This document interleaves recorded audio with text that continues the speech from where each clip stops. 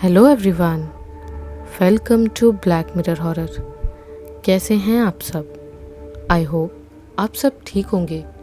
जैसा कि मैंने आप सभी से वादा किया था कि मारिया की कहानी का आखिरी भाग मैं संडे को रात 8 बजे आपके लिए लेकर आऊँगी, तो मैं हाजिर हूँ आप सभी के लिए इस कहानी का आखिरी भाग लेकर। यहाँ तक आपको कहानी कैसी लगी हमें कमेंट्स में ज़रूर बताइएगा। उम्मीद करती हूँ कि यहाँ तक आपको कहानी पसंद आई होगी। अगर पसंद आई हो तो इस वीडियो को लाइक और चैनल को सब्सक्राइब ज़रूर कीजिएगा। और इस कहानी के अगर आपने पिछले 3 भाग नहीं सुने हो तो लिंक डिस्क्रिप्शन में है, पहले उन्हें सुन ले, वरना आपको आगे की कहानी समझ में नहीं आएगी। इस कहानी के लेखक हैं रिंकेश झूरिया जी। तो चलिए अब सुनते हैं कि आगे क्या हुआ इस कहानी में। एमिली के कहे अनुसार घर के सारे दरवाज़ों और खिड़कियों पर नमक की रेखाएं बना दी गई। सियांस प्रक्रिया के लिए एकांत वातावरण की ज़रूरत होती है, अतः इसके लिए एलिजा का कमरा चुना गया। बाहर अब भी घना कोहरा छाया हुआ था। एलिजा के कमरे के बीच में एक टेबल रखी गई और 3 कुर्सियां लगाई गई। कमरे की खिड़की और दरवाजे को बंद कर दिया गया और कमरे में फैले अंधकार को मिटाने के लिए मोमबत्तियां जलाई गई। एलिजा, फ्रेडा और एमिली तीनों कुर्सियों पर बैठ गए। इसके बाद एमिली बोली, अब मैं सियांस प्रक्रिया शुरू करूंगी। तुम दोनों मेरा हाथ पकड़ लो। अगर कोई आत्मा मुझसे संपर्क करने की कोशिश करेगी तो मैं तुम्हें बताऊंगी। इसके बाद तीनों ने एक दूसरे का हाथ पकड़ा और सियांस प्रक्रिया शुरू हुई। एमिली ने एक लंबी सांस ली और आंखें बंद करके मंत्र पढ़ने लगी। कुछ देर बाद उसने आंखें खोली और कहा, किसी लड़की की आत्मा ने मुझसे संपर्क किया। वो चाहती है कि एलिजा उनकी आत्माओं की दुनिया में आए। तो अब हम क्या करें? फ्रेडा ने पूछा। मैं और एलिजा आत्माओं की दुनिया में जाएंगे और तुम यहाँ पर सियांस प्रक्रिया का ध्यान रखोगी, एमिली बोली। उसने एक मोमबत्ती ली, उसे टेबल के बीच में रखकर जलाया। इसके बाद उसने एलिजा और फ्रेडा का हाथ पकड़ा और फ्रेडा की तरफ देखकर कहा, अब हम दोनों आत्माओं की दुनिया में जाने वाले हैं। इसका मतलब है कि हमारा शरीर तो यहीं रहेगा, परंतु हमारी आत्माएं उनकी दुनिया में होंगी। हमारी आत्माओं के उस दुनिया में होने के बाद भी हम हमारे शरीर से जुड़े रहेंगे। इसीलिए अगर तुम्हें कुछ भी गलत लगे तो तुम इस मोमबत्ती को बुझा देना, जिससे उनकी दुनिया से हमारा संपर्क टूट जाएगा और हम वापस हमारी दुनिया में आ जाएंगी। ठीक है, मैं समझ गई, फ्रेडा बोली। इसके बाद सबने आंखें बंद की और एमिली मंत्र पढ़ने लगी। कुछ देर बाद एक तेज़ रोशनी हुई, जिसके बाद एलिजा ने अपनी आंखें खोली। उसने देखा कि टेबल पर वो और एमिली तो थे, लेकिन फ्रेडा गायब थी। वो समझ गई कि वे दोनों आत्माओं की दुनिया में आ चुकी हैं। एमिली ने भी अपनी आंखें खोली। वो उठी और उसने खिड़की खोलकर बाहर देखा। बाहर घोर अंधेरा था।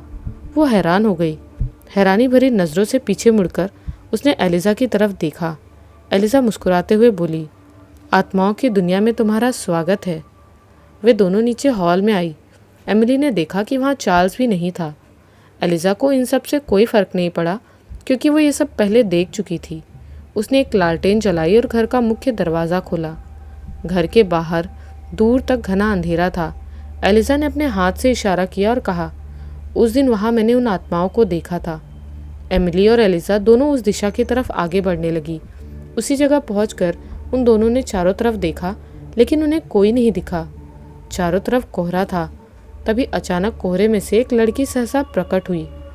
उस लड़की के पीछे और भी बहुत सारी लड़कियां थीं। इसके बाद उन बूढ़े दंपति, उस हैट वाले इंसान और उस सिर कटे इंसान की आत्मा भी कोहरे में से निकल कर आई।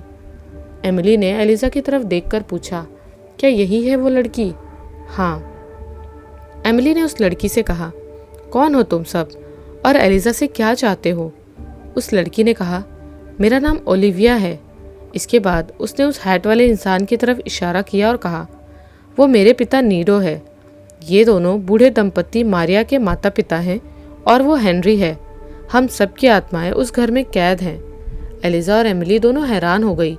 एलिजा को सबसे ज़्यादा हैरानी हुई, क्योंकि वो इतने दिनों से जिस लड़की को देख रही थी वो ओलिविया थी। तो तुम्हारी आत्माएं उस घर में कैद कैसे हुई? एलिजा ने पूछा।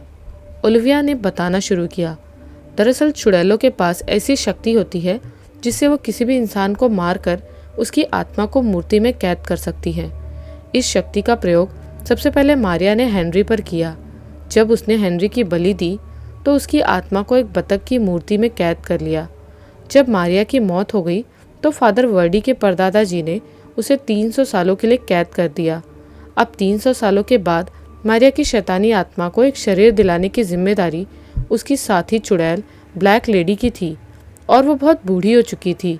इसलिए जवान बने रहने के लिए उसने जवान कुंवारी कन्याओं का खून पीना शुरू कर दिया, जिसकी सबसे पहली शिकार मैं बनी।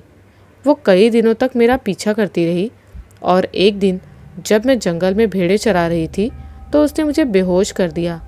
इसके बाद उसने मेरी बलि देकर मेरी आत्मा को एक मिट्टी की मूर्ति में कैद कर दिया। उसने मेरी लाश को उसी जंगल में दफना दिया। इसी तरह जब उसकी उम्र बढ़ने लगी वो टाउन की किसी जवान कुंवारी लड़की को अगवा करती और उसका खून पीकर उसकी आत्मा को मिट्टी की मूर्ति में कैद कर देती। एलिजा ने पूछा, तुम्हारे पिता नीरो तो ये शहर छोड़कर चले गए थे ना, फिर उनकी आत्मा यहाँ कैसे? ओलिविया बोली, जब मेरे पिता को मेरा कोई सुराग नहीं मिला तो वे निराश हो गए। इसके बाद उन्होंने अपनी संपत्ति बेच दी और दूसरे शहर जाकर रहने लगे। लेकिन वहाँ जाकर भी उनको यही लगता रहा कि मैं अभी भी जिंदा हूँ और जंगल में उनका इंतज़ार कर रही हूँ। उनसे रहा नहीं गया और वे दोबारा मुझे ढूंढने जंगल में आ गए। इस बार जंगल में आने पर उन्हें ब्लैक लेडी का सच पता चल गया। उन्हें बहुत गुस्सा आया और वो उस चुड़ैल को मारने के लिए दौड़े, लेकिन वो चुड़ैल बहुत शातिर थी। उसने उन्हें अपने मायाजाल में फंसाकर मार डाला और उनकी आत्मा को भी कैद कर लिया। मारिया के माता पिता को भी मरते समय यह एहसास हुआ कि उन्होंने कितनी बड़ी गलती की थी। वो इस गलती का प्रायश्चित करना चाहते थे और इसी कारण से उनकी आत्मा अभी भी यहाँ भटक रही है। कई वर्षों तक हमारी आत्माएं जंगल में उस चुड़ैल की झोपड़ी में कैद रही। फिर कुछ महीने पहले उस चुड़ैल ने टाउन से एक लड़की को अगवा किया। लड़की के गायब होने की खबर पूरे टाउन में फैल गई। कुछ समय बाद एक लकड़हारा हाफता हुआ फादर वर्डी के घर पहुंचा। फादर वर्डी उस समय चर्च जाने के लिए निकलने वाले थे। उस लकड़हारे ने फादर वर्डी को बताया कि आज वो लकड़ी काटने के लिए जंगल के एक बहुत घने इलाके में गया। जंगल के उस घने इलाके में कोई लकड़हारा आज तक अपनी कुल्हाड़ी लेकर नहीं पहुंचा था, जिसके कारण वहाँ काफ़ी मोटी और पकी हुई लकड़ियाँ थी। अच्छी लकड़ी ढूंढने के लालच में वो सुनसान घने इलाके में गया और एक मोटा पेड़ देखकर अपनी कुल्हाड़ी चलाने ही वाला था कि उसे एक चीख सुनाई दी। वो चीख घने पेड़ों के बीच से आ रही थी। उसने थोड़ा आगे बढ़कर उन पेड़ों के बीच से देखा। वहाँ का दृश्य देखकर वो डर गया। वहाँ एक छोटी सी झोपड़ी थी और काले कपड़े पहने एक बदसूरत बूढ़ी औरत एक लड़की को बालों से पकड़कर उसे घसीटते हुए झोपड़ी के अंदर ले जा रही थी। उस औरत के साथ एक काली बिल्ली भी थी और वो लड़की टाउन से एक दिन पहले गायब होने वाली लड़की ही थी। ये सब देखकर वो डर गया और दौड़ा दौड़ा फादर वर्डी के घर उन्हें बताने के लिए आ गया। फादर समझ गए कि वो बूढ़ी औरत ब्लैक लेडी है। उसकी उम्र बढ़ रही थी, इसीलिए वो उस लड़की का खून पीकर दोबारा जवान होना चाहती थी। जंगल के उस सुनसान घने इलाके में रहने के कारण ही वो इतने सालों तक लोगों की नज़रों से बची रही। फादर वर्डी ने उस लकड़हारे को घर भेज दिया और चार्ल्स को बुलाया। वे दोनों जंगल के उस घने इलाके में गए। वहाँ जाकर उन्हें एक झोपड़ी दिखी। वो चुड़ैल झोपड़ी के पास बैठी मिट्टी की मूर्ति बना रही थी। उसकी बिल्ली भी उसके पास बैठी थी। चुड़ैल ने उस लड़की को बेहोश करके लेटा रखा था। फादर वर्डी समझ गए कि चुड़ैल उस लड़की की भी बलि देने वाली है। फादर वर्डी ने अपना पवित्र क्रॉस निकाला और उस चुड़ैल के सामने जाकर खड़े हो गए। चुड़ैल ने उन पर हमला करने की कोशिश की, लेकिन बूढ़ी होने की वजह से उसकी शक्तियाँ कम हो चुकी थी। उस समय फादर वर्डी उस पर भारी पड़ रहे थे। चुड़ैल ने वहाँ से भागना ही ठीक समझा और अपनी बिल्ली के साथ गायब हो गई। चार्ल्स उस लड़की को होश में लेकर आए। फादर वर्डी ने झोपड़ी के अंदर देखा। वहाँ पर वो मूर्तियाँ थी जिनमें हमारी आत्माएं कैद थी। वे मूर्तियों को अभी अपने साथ ले आए और तुम्हारे घर के हॉल में लाकर रख दिया। तब से हम उसी घर में कैद हैं। लेकिन तुमने अपनी आज़ादी के लिए मुझे ही क्यों चुना, किसी और को क्यों नहीं? एलिजा ने पूछा। ओलिविया बोली, क्योंकि तुम हमें तुम्हारी दुनिया में भी देख सकती हो। आत्माओं की दुनिया में कोई भी हमें देख सकता है, मगर इंसानों की दुनिया में कुछ ऐसे लोग होते हैं जो हमें देख और सुन सकते हैं, और तुम उन्हीं में से एक हो। जब मैंने पहली बार तुम्हें देखा तो मैंने सोचा नहीं था कि तुम मुझे देख पाओगी, लेकिन जब तुम मुझे देखकर डर के भागी तो मैं समझ गई कि तुम मुझे और दूसरी आत्माओं को देख सकती हो। हमारी उम्मीद की आखिरी किरण तुम ही हो एलिज़ा, तुम ही हमें आज़ाद कर सकती हो। एलिज़ा ने दोबारा पूछा, आज सुबह जब मैं तुमसे उस कोहरे में मिली तो तुम्हें खींच कर ले जाने वाली वो काली परछाई कौन थी? ओलिविया ने कहा, वो मारिया की शैतानी रूह थी। वो नहीं चाहती थी कि हम तुम्हें कुछ भी बताएं। वो हमसे बहुत ज़्यादा ताकतवर है, इसीलिए हमें अपने नियंत्रण में रखती है। उस दिन यहाँ तुम पर हमला भी उसी ने किया था। आज घर के चारों तरफ नमक की रेखा होने के कारण वो अंदर प्रवेश नहीं कर पा रही है। तभी अचानक एलिज़ा के असली घर में हवा का एक झोंका आया, जिससे एक खिड़की खुल गई। चार्ल्स ने जल्दी से जाकर उस खिड़की को बंद किया, लेकिन खिड़की खुलने की वजह से नमक की रेखा मिट गई और चार्ल्स ने उस पर ध्यान नहीं दिया। उधर आत्माओं की दुनिया में एलिज़ा ने एक अंतिम सवाल पूछा, मैं तुम्हें आज़ाद कैसे कर सकती हूँ? ओलिविया बताने ही वाली थी कि वो सहम गई। वो आ गई है, तुम यहाँ से जाओ, ओलिविया की आत्मा ने गायब होने से पहले कहा। इसके बाद सारी आत्माएं भी गायब हो गई।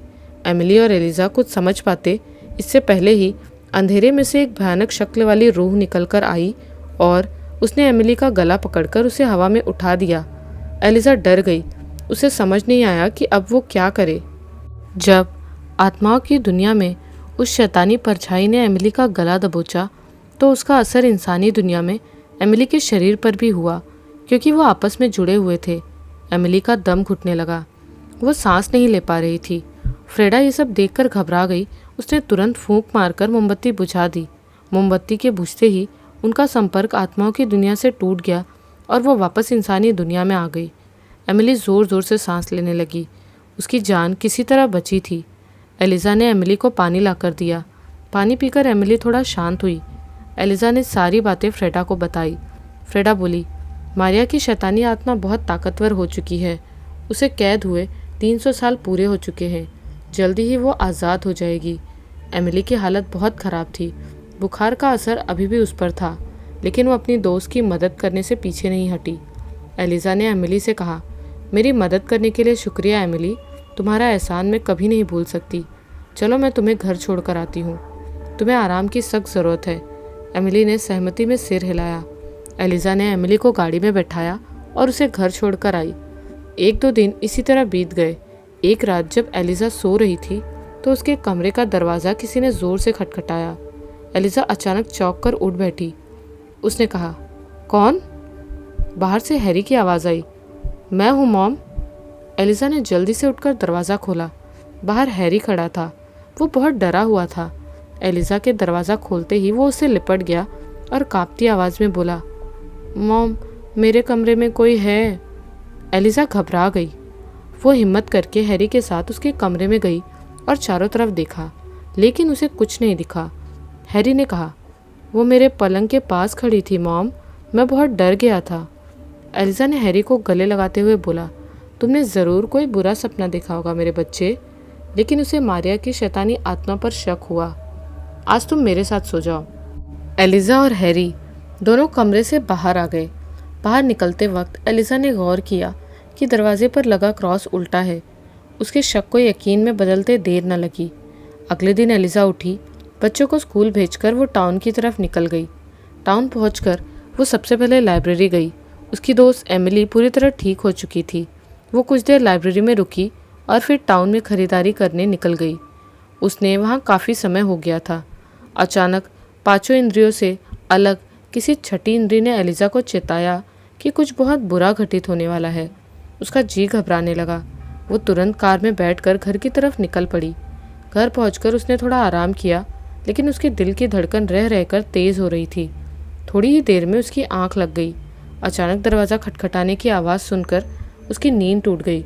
शाम हो चुकी थी। बाहर चार्ल्स था। उसने एलिज़ा से कहा, मैम, स्कूल से आने के बाद नैन्सी कुछ ठीक नहीं लग रही है। वो स्कूल से आई और अपने आप को कमरे में बंद कर लिया। एलिज़ा और चार्ल्स दोनों नैन्सी के कमरे की तरफ गए। एलिज़ा ने नैन्सी के कमरे का दरवाज़ा थपथपाया। नैन्सी, दरवाज़ा खोलो। नैन्सी। काफ़ी देर तक नैन्सी को पुकारने के बाद भी कमरे से कोई आवाज़ नहीं आई। एलिजा घबरा गई। उसने घर के पीछे वाले हिस्से की तरफ जाकर देखा। नैन्सी के कमरे की खिड़की खुली थी। उसने चार्ल्स को कहकर सीढ़ी मंगवाई। सीढ़ी पर चढ़कर खिड़की से वो नैन्सी के कमरे में घुसी।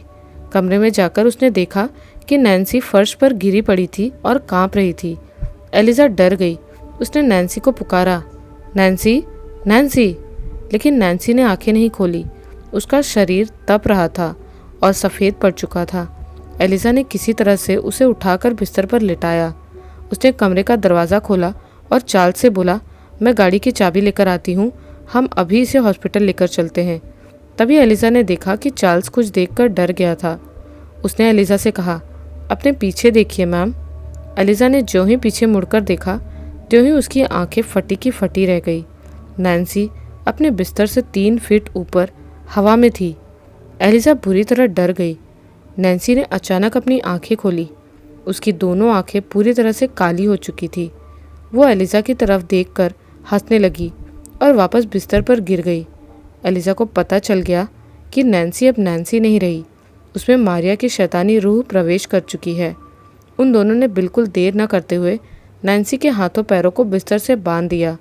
उसे बांधकर एलिजा चार्ल्स से बोली, मैं अभी जाकर फादर वर्डी को बुला लाती हूँ। एलिजा घर से बाहर निकली। सूरज डूबने ही वाला था। वो दौड़ी दौड़ी फादर वर्डी के घर गई। फादर उस समय किताब पढ़ रहे थे। घबराई हुई एलिजा को देखकर उन्होंने पूछा, क्या हुआ एलिजा, तुम इतनी डरी हुई क्यों हो? बहुत बड़ी मुसीबत खड़ी हो गई है फादर। नैन्सी के शरीर पर मारिया की शैतानी रूह हावी हो चुकी है। हे भगवान, रुको, मैं अभी शैतान भगाने वाला सामान साथ ले लेता हूँ, फादर बोले। फादर ने अपने साथ अपना पवित्र क्रॉस, पवित्र पुस्तक और पवित्र जल लिया और एलिजा के घर की तरफ चल पड़े। रास्ते में चलते चलते वे अचानक रुक गए। क्या हुआ फादर? तुम्हें पता है आज अमावस्या का दिन है। आज मारिया की शैतानी आत्मा पूरी तरह आज़ाद हो चुकी है। अब वो तुम्हारी बेटी के शरीर पर पूरी तरह हावी होकर शैतानी जन्म अनुष्ठान करने की कोशिश करेगी, जिससे शैतान इस धरती पर आ सके। मेरी बेटी को बचा लीजिए फादर, एलिजा ने रूंधे गले से कहा। वे दोनों घर आए। फादर ने देखा कि नैन्सी को कमरे में बेड पर बांध कर रखा गया है, लेकिन इससे नैन्सी को कोई फर्क नहीं पड़ रहा था। वो बड़े आराम से लेटी हुई कोई धुन गुनगुना रही थी। फादर ने एलिजा से कहा, शैतानी आत्मा इस पर हावी हो चुकी है। मैं नैन्सी के शरीर से मारिया को निकालने की कोशिश करूंगा। इसके बाद फादर ने एक हाथ में अपना क्रॉस पकड़ा और दूसरे हाथ में पवित्र किताब लेकर ईश्वर के पवित्र वचन पढ़ने लगे। इन सब से मारिया को जैसे कोई फर्क नहीं पड़ा। वो आराम से लेटी हंस रही थी। उधर जंगल में मारिया की साथी चुड़ैल शैतानी जन्म अनुष्ठान की तैयारी कर रही थी। उसने वहाँ पर एक शैतानी तंत्र बनाया और बड़बड़ाने लगी, अब हमारे देवता को इस धरती पर आने से कोई नहीं रोक सकता। फादर ने पवित्र जल की शीशी खोली और नैन्सी पर वो जल छिड़का। जल की बूंदें पड़ते ही नैन्सी के अंदर की शैतानी आत्मा तिलमिला उठी। वो ज़ोर ज़ोर से चिल्लाने लगी और अपने हाथों पैरों को छुड़ाने की कोशिश करने लगी। एलिजा से अपनी बेटी की हालत देखी नहीं जा रही थी, पर वो कुछ कर भी नहीं सकती थी। वो शैतानी आत्मा नैन्सी को छोड़ने का नाम ही नहीं ले रही थी। अचानक फादर वर्डी को कुछ याद आया। उन्होंने एलिजा से कहा, एलिजा, तुम्हारे पास मेरे परदादा जी की वो किताब है ना? उस किताब में उन्होंने इस शैतानी आत्मा को ख़त्म करने का उपाय बताया था। किताब? एलिजा को कुछ याद आया। अरे हाँ, वो किताब। उसके अंतिम पन्ने तो उसने पढ़े ही नहीं थे। वो अपने कमरे में भागी। किताब उसने दराज में रखी थी। उसने जल्दी से किताब खोली और खोलकर देखा, लेकिन बदकिस्मती से किताब के आखिरी पन्ने चूहों ने कुतर डाले थे। ओह नहीं, अब क्या होगा? एलिजा चिंता में पड़ गई। उसने वापस आकर फादर वर्डी को ये बात बताई। फादर भी चिंतित हो गए, लेकिन अचानक उन्हें एक उपाय सूझा। वे एलिजा को लेकर कमरे से बाहर आए और बोले, तुम अभी अपनी दोस्त एमिली के पास जाओ और सियोन्स की मदद से उन आत्माओं से संपर्क करो और उनसे इस शैतानी आत्मा को ख़त्म करने का उपाय पूछो। एलिजा हैरी को भी अपने साथ ले गई। उसने मिट्टी की मूर्तियों को भी साथ रख लिया और टाउन की तरफ निकल पड़ी। रास्ते में जाते समय उसने ऊपर देखा। आसमान में काले तूफानी बादल मंडरा रहे थे। हैरी ने पूछा, मॉम, हम कहाँ जा रहे हैं? एमिली आंटी के पास। मॉम, नैन्सी को क्या हुआ है? एलिजा ने हैरी के सिर पर हाथ फेरते हुए कहा, कुछ नहीं हुआ बेटा, वो ठीक हो जाएगी, बिल्कुल ठीक हो जाएगी। अचानक आंसू की एक बूंद एलिजा के गाल से लुढ़क कर नीचे गिर पड़ी। एलिजा एमिली के घर पहुंची। घर पहुंचकर उसने एमिली को पूरी बात बताई। एमिली सियॉन्स के लिए तैयार हो गई। एलिजा ने गाड़ी से वो मिट्टी की मूर्तियां निकाली और उनको एमिली के कमरे में रखा। एलिजा और एमिली दोनों मेज पर बैठे और सियॉन्स शुरू हुआ। इस बार सिर्फ एलिजा ही आत्माओं की दुनिया में गई। उनकी दुनिया में जाकर एलिजा ने आंखें खोली तो देखा कि वे सारी आत्माएं उसी कमरे में थी। एलिजा ने ओलिविया के पास जाकर कहा, ओलिविया, क्या तुम मुझे मारिया की शैतानी आत्मा को ख़त्म करने का उपाय बता सकती हो? हाँ, क्यों नहीं, लेकिन मारिया को ख़त्म करने से पहले तुम्हें नैन्सी के शरीर से उसे निकालना होगा। लेकिन कैसे? जब तुम पहली बार अपने परिवार के साथ यहाँ आई थी तो मारिया की साथी चुड़ैल ने नैन्सी के शरीर को मारिया की शैतानी आत्मा के लिए चुन लिया था, क्योंकि उसे पता था कि मारिया की आत्मा आज़ाद होने वाली है। और जब तुम पहली बार फादर वर्डी के घर वो किताब लेने गई तो नैन्सी ने तुम्हें फादर के साथ जाते हुए देख लिया था, जिससे वो भी तुम्हारे पीछे आई। लेकिन बदकिस्मती से वो ब्लैक लेडी नैन्सी को जंगल में मिल गई और उसने नैन्सी को एक शैतानी लॉकेट दिया और झूठ बोला कि ये लॉकेट अच्छी किस्मत लाएगा। नैन्सी तब से ही उस लॉकेट को पहन कर रखा है, लेकिन उसने इसे अपने कपड़ों में छिपा कर रखा। धीरे धीरे लॉकेट ने अपना असर दिखाना शुरू किया और मारिया की शैतानी आत्मा नैन्सी पर हावी होती गई। अगर तुम नैन्सी के गले से वो लॉकेट निकाल दोगी तो नैन्सी का शरीर मारिया की शैतानी आत्मा से मुक्त हो जाएगा। इसके बाद तुम्हें मारिया के कब्र से वो पवित्र चाकू निकालना होगा जो अभी तक उसके शरीर में घुसा हुआ है। सन 1659 में जब उस ब्लैक लेडी ने मारिया के जन्म के लिए शैतानी अनुष्ठान किया था तो उसने एक काली बिल्ली की बलि दी थी। उस शैतानी अनुष्ठान से खुश होकर शैतान ने उस ब्लैक लेडी को अपना एक अंश दिया था। उस चुड़ैल ने शैतान के उस अंश के 2 भाग किए और उसका एक भाग मारिया की माँ हेलेना के गर्भ में स्थापित किया, जिसके बाद मारिया का जन्म हुआ, और उसका दूसरा भाग उसने उस मरी हुई बिल्ली में डाल दिया, जिससे वो बिल्ली फिर से जिंदा हो गई। यही कारण है कि मारिया की शैतानी आत्मा अभी तक भटक रही है। अगर तुम पवित्र चाकू से उस काली बिल्ली को मार दोगी तो मारिया की शैतानी आत्मा खत्म होकर नर्क में चली जाएगी। ओलिविया को शुक्रिया बोलकर एलिजा वापस इंसानी दुनिया में आई और सियॉन्स खत्म हुआ। एलिजा ने एमिली को पूरी बात बताई। एमिली ने कहा कि वो भी उसके साथ चलेगी। एलिजा ने हैरी को एमिली के पति के पास छोड़ दिया और वे दोनों मिट्टी की मूर्तियां गाड़ी में रखकर एलिजा के घर की तरफ चल दी। एलिजा और एमिली घर की तरफ चल पड़े। रास्ते में उन्होंने फ्रेडा को भी गाड़ी में बिठाया। नैन्सी के कमरे में जाकर उन्होंने देखा कि फादर वर्डी अभी भी आत्मा को निकालने का प्रयास कर रहे थे, लेकिन मारिया नैन्सी के पूरे शरीर पर पूरी तरह हावी हो चुकी थी। एमिली ने एलिजा को कहा, वो और चार्ल्स जाकर मारिया की कब्र से वो पवित्र चाकू निकाल कर लाते हैं। तब तक फ्रेडा और एलिजा फादर वर्डी की मदद करे। एलिजा मान गई। एमिली और चार्ल्स चर्च की तरफ निकल पड़े जहाँ मारिया की कब्र थी। इधर कमरे में नैन्सी आंखें बंद करके बिल्कुल शांत बैठी थी। फादर वर्डी पवित्र वचन पढ़े जा रहे थे। एलिजा ने सोचा कि अच्छा मौका है, वो चुपके से जाकर नैन्सी के गले से वो लॉकेट निकाल दे। वो धीरे धीरे उसके पास गई। एलिजा नैन्सी को हाथ लगाने ही वाली थी कि नैन्सी ने आंखें खोल दी। एलिजा पीछे हट गई। नैन्सी मुस्कुराई। एलिजा ने उससे पूछा, क्या चाहिए तुम्हें? नैन्सी ने एलिजा को पास आने का इशारा किया। एलिजा पास आई तो नैन्सी ने उसके कान के पास आकर कहा, डोनीन। नैन्सी जोर जोर से हंसने लगी। एलिजा डर कर पीछे हट गई। उधर एमिली और चार्ल्स ने मारिया की कब्र खोदकर ताबूत निकाला। ताबूत में मारिया का कंकाल पड़ा था और वो पवित्र चाकू भी। उन्होंने वो चाकू लिया और घर की तरफ दौड़े। कमरे में फादर वर्डी पवित्र वचन पढ़ रहे थे। तभी अचानक उनकी सांसें तेज होने लगी। उनके सीने में दर्द उठने लगा। वो गिरने ही वाले थे, लेकिन फ्रेडा और एलिजा ने उन्हें संभाला। फ्रेडा उनके लिए पानी लेकर आई। फादर ने कहा, पवित्र वचन रुकने नहीं चाहिए, उनको लगातार दोहराते रहना आवश्यक है। एलिजा ने फादर से किताब ली और वचन पढ़ने लगी। इस बार नैन्सी पर वचनों का असर होने लगा। उसकी आंखें बिल्कुल ठीक हो गई और उसने रोते हुए कहा, मॉम, ये मुझे नहीं छोड़ेगी, प्लीज़ मुझे बचा लीजिए, प्लीज़। एलिजा भावुक हो गई। उसे लगा कि नैन्सी होश में आ चुकी है। एलिजा का ध्यान भटक गया और मौका पाकर उस चुड़ैल ने अपने आप को छुड़ा लिया और वहाँ से भाग गई। दरअसल उसने एलिजा का ध्यान भटकाने के लिए नाटक किया था। एलिजा उसके पीछे जाने ही वाली थी कि फादर ने उसे रोका और कहा, ईश्वर पर से अपना भरोसा मत डगमगाने देना, ये पवित्र क्रॉस ले जाओ, ईश्वर तुम्हारी रक्षा करे। एलिजा ने फादर से वो क्रॉस लिया और उसे गले में डालकर फ्रेडा से बोली, फादर का ख्याल रखना।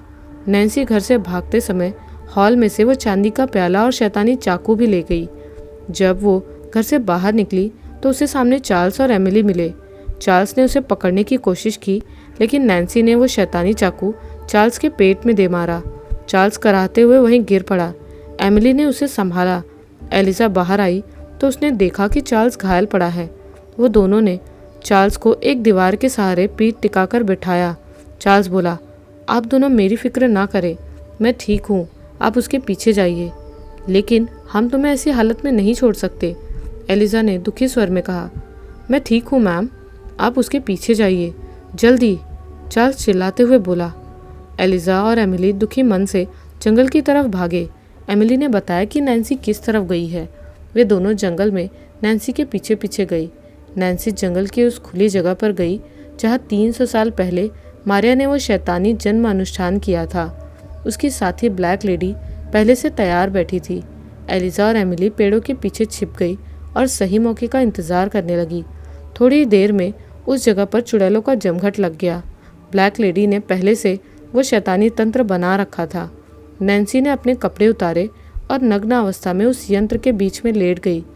ब्लैक लेडी ने उसके सिर के पास एक शैतानी टोटम रखा। इसके बाद सभी चुड़ैलों ने अपने खून की कुछ बूंदें चांदी के प्याले में डाली और ब्लैक लेडी ने उस प्याले का खून उस टोटम पर लगा दिया। इसके बाद वे सभी आंखें बंद करके मंत्र पढ़ने लगी। टोटम से काला धुआं निकलने लगा और नैन्सी का शरीर ऊपर हवा में उठ गया। एमिली ने अच्छा मौका पाकर एलिजा को अपनी योजना समझाई। इसके बाद एमिली वो पवित्र चाकू लेकर चुपके से उस ब्लैक लेडी के पीछे गई। वो ब्लैक लेडी बूढ़ी हो चुकी थी और उसने किसी कुंवारी लड़की का खून भी नहीं पिया था, इसीलिए उसकी शक्तियाँ बिल्कुल कम हो गई थी। उसे अपने पीछे किसी इंसान की उपस्थिति महसूस ही नहीं हुई। उसने अपने हाथ में वो बिल्ली पकड़ रखी थी। एमिली ने पूरी शक्ति से उस पवित्र चाकू को उस ब्लैक लेडी की पीठ में घोंप दिया। वो चुड़ैल जोर से चिल्लाकर नीचे गिर पड़ी और सभी चुड़ैलों का ध्यान उसकी तरफ गया। उधर एलिजा हवा में लटक रही नैन्सी के पास गई और उसके लॉकेट को निकालने ही वाली थी कि नैन्सी जाग गई।